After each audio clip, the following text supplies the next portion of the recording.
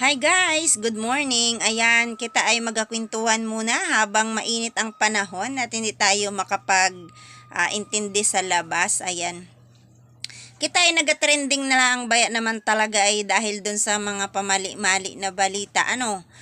Sino na nakapanood sa inyo noong kay Miss Jessica Soho? Yung Heart of the Archipelago daw po yung Romblon. Ay kahit i-search mo sa Google yan, ay ang malabas dyan ay Marinduque ang inatukoy. Ayan. So, hindi naman natin masisisi kung minsan ay nagkakaroon talaga ng mga pagkakamali. Yun ay bahagi na rin talaga ng bilang tao ay talaga naman tayo ay nagkakamali. So, doon sa kanyang segment na yun, hindi natin alam kung ano yung naging basihan at nagkaganon.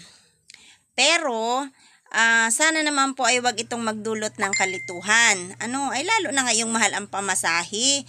Ay bakasyon pa naman. Ay baka doon magparunan sa Romblon yung ating mga turista at hanapin doon yung ating Luzon Datum.